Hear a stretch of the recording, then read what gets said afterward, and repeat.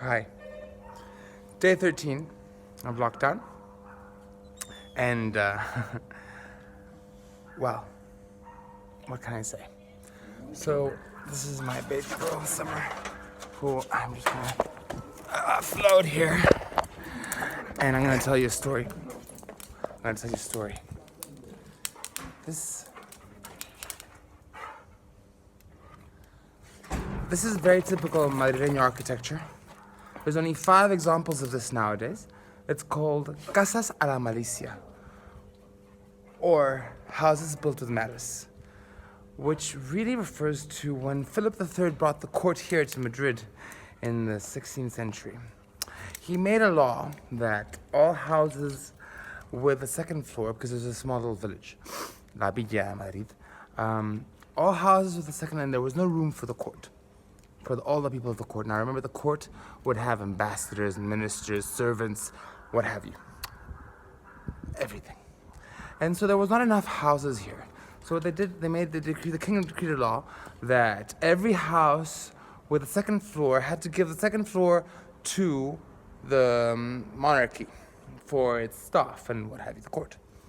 So after that, the Madrileños in the typical Spanish picaresca, the picaresque as we call it, or in Colombia we call it Malicia Indígena, decided that they were going to build houses that would disguise how many floors it has. So if you look here,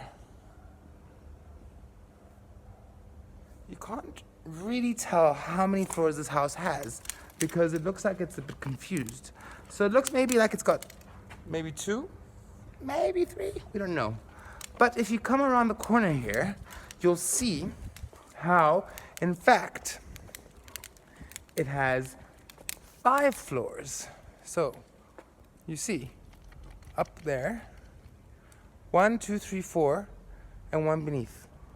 5 floors, and though from the front of the house, it looks like it has 2, maybe 3, we don't know. Nowadays, this is a old age home, which is now obviously shut. So, just to bring us back to what we're living right now. Madrid, there's some over 50,000 people infected in Spain. There's over 4,000 dead. Yesterday we surpassed China's death rate. And my doctor friends, last night a friend of mine, one of my best friends, wrote to me and said, "How are you doing?" I said, "I'm good, how are you?" She's actually sad.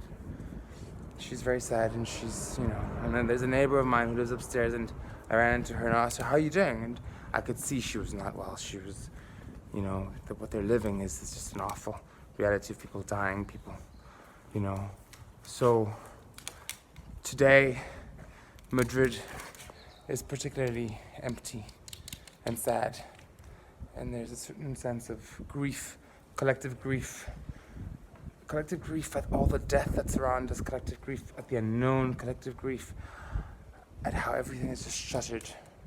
This is a hostel that's usually full of people. Now it's newspaper covering the windows. So, all this to say that it's taking a toll on us psychologically, what we're living in. We are not enjoying life as much as you'd think we'd be used to. But what can I say? It's a reality. And it gets tough. To you who's just beginning to live this, take care. Hold on to each other and love each other and forgive each other. And this is not a time to continue with issues that usually plague us humans. This is far bigger than us, and we really need to hold together. And here we're now the center of the plague in this world. What can I say to you? You who is going into this, hold on tight. We'll get over it. But there's tough times coming ahead. And if you need to talk to someone in your future, write to me, call me, ask me anything, and I'm there. I'm there for you with love and rage from times of Corona. both Summer and myself wish you this. Summer, come say hi and goodbye.